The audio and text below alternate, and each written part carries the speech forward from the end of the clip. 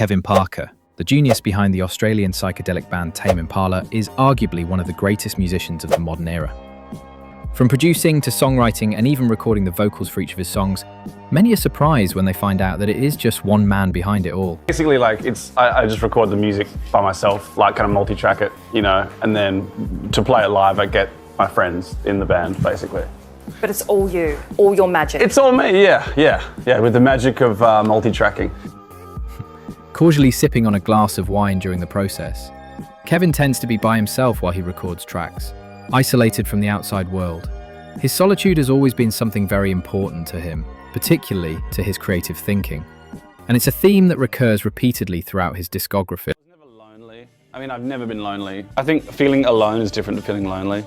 You can be in a room full of people and feel alone. You know, like I felt alone and I didn't really have anyone to confide in or like share. Being physically alone has always been just a time of great discovery and creativity. My life has always made more sense to me when I've been. Kevin has given us 4 magnificent albums over the past 15 years, but it all started back in 2010 when Kevin, under the name Tame Impala, released his first album titled Innerspeaker. The album brings you back to the 70s psychedelic rock era. Kevin's vocals on the project reminded many fans of John Lennon's. While listening to the project, you'll hear the old school psychedelic rock sound combined with newer, polished breakbeat drums, synthesizers, and other modern sound effects. Fuzzy, strange guitar distortion, a lot of reverb, layers of improvised solos, and spacey guitar jams that go on for minutes on end. The album consistently revolves around introspection, solitude, and anxiety, topics that show up multiple times throughout the project, giving the world an inside look into Kevin Parker's mind for the very first time.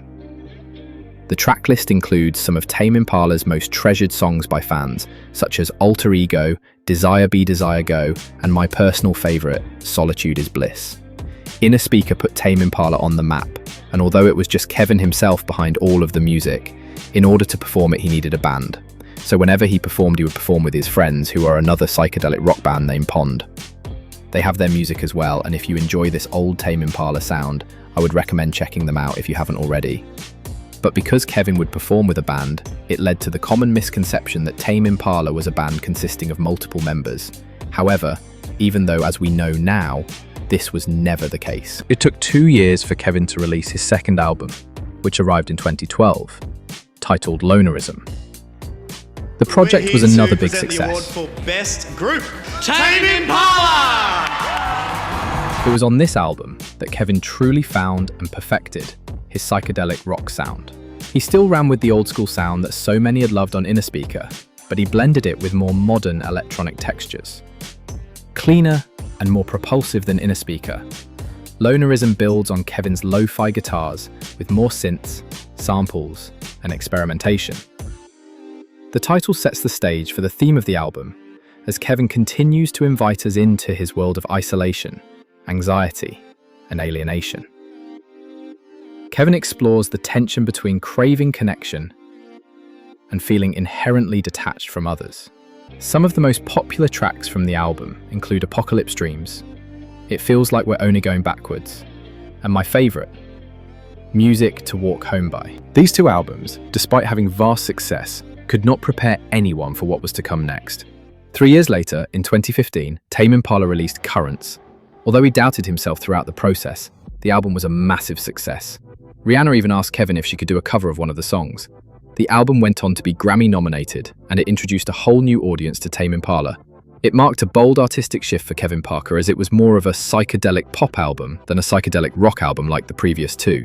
Kevin dialed back on his guitar and embraced synth pop, disco, R&B, and psychedelic funk, crafting a smoother, danceable sound that still retained emotional depth.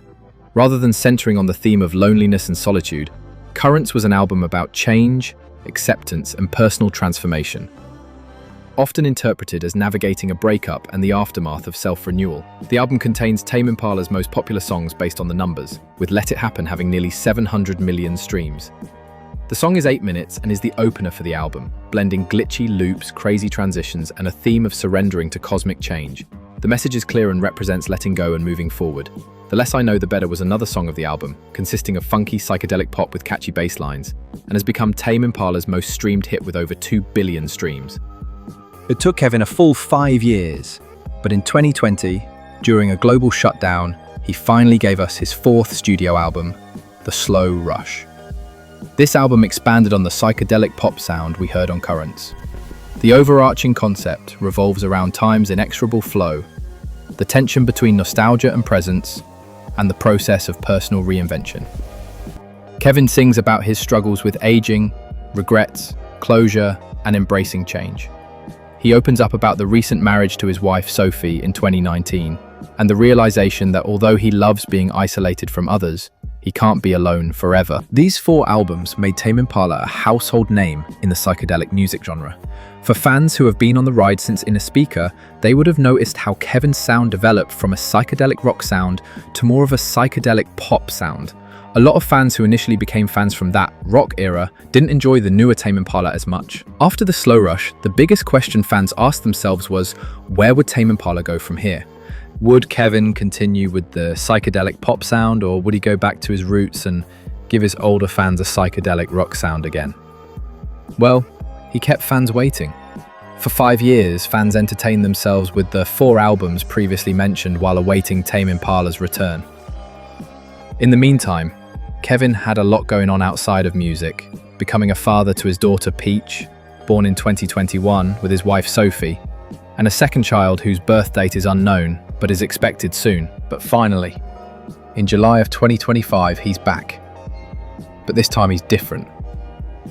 We're used to seeing the long-haired psychedelic pop star / rock star Kevin. But this time, he's returned with a whole new look. He has short, scruffy hair, wears alien-like sunglasses, and his music, well, it's changed, and this time the change feels more drastic than the last. This isn't psychedelic rock or psychedelic pop, but this new track, titled End of Summer, is a dance music track. Clocking in at 7 minutes and 13 seconds, the track is firmly rooted in acid house and dance music, with a steady build, atmospheric synth layers, glitchy percussion, and Kevin's euphoric vocals on top of it. Kevin first debuted End of Summer during a DJ set at a Barcelona dance club back in June. Upon its release, Kevin wrote the following on social media: "A new era begins. This is the first thing I want you guys to hear. I give you End of Summer." According to Rolling Stone, Kevin stated he will continue running with this futuristic rave sound for the next album, whenever it arrives. So it seems as if fans have finally got their answer to their question of what was going to come next. But how do fans feel about it? Well, feelings are very mixed. Scrolling through the comments on his latest Instagram post, you'll find some fans saying they love it, while others share their strong dislike for this new era. Comments saying things like, "He forgot to play the guitar," or "We lost the old Tame Impala," have thousands of likes. But similarly, comments praising the new sound also have thousands of likes. However, navigating to the Indie Head subreddit, which has been a big fan base of Tame Impala's music throughout the years, you will find strong opinions on the new track. The first one, with 585 upvotes, says, "This is proof that Tame Impala is just one guy." Another one, with 305 upvotes, saying, "I love how much everybody hates this track." But then you compare it with the Pophead subreddit, where users are liking the track a lot more. "The more I listen to it, the more I'm vibing to it," one user stated. So it's clear that listeners are split down the middle. It seems that the original fan base that fell in love with Tame Impala from the psychedelic rock era is more disappointed, as this house music sound is very different from psychedelic rock. But the reality is that fans can't expect Kevin to stick to the same sound forever. As a true artist, Kevin has shown growth and experimentation on each and every one of his albums. Each one has a distinct sound, different from the last. Many fans expect a particular sound that resonates with them the most. But if Kevin were to listen to them, we wouldn't hear any creativity or growth from him as an artist. If he were to stick with the same sound for each and every album, it would get boring and repetitive. One of the reasons why I love Tame Impala music is that each album can be great to listen to for a different mood. Innerspeaker and Lonerism can be great when wanting to spend some time alone. Currents is great when going through a breakup or the process of reinventing yourself. And The Slow Rush is a great album to listen to when letting go of the past and preparing yourself for what's to come next in life. So the fact that we now get a different sound is great, as the next album has the potential to revolve around a new theme and appeal to a different type of mood. One Reddit post that stuck out to me stated, "I think this is pretty okay. I'm old, 39 lol. I've seen so many bands of the indie heads era do the fifth album pivot where they try to embrace pop, change their sound, etc, etc. This is a tale as old as time. The Slow Rush was extremely diminishing returns and trying to chase the same sound as Currents. I think it would have been disastrous to try to milk that cow any further. This isn't great, but it's better to risk trying something new than continue pursuing what is already diminishing creatively. So whether you're a fan of the new sound or not, you must accept the fact that a true artist, one who approaches every project they make with pure creativity, can't stick to the same sound forever. We must accept this change, as it's only healthy. As for the upcoming album, we can only hope we get one within the next 2 years.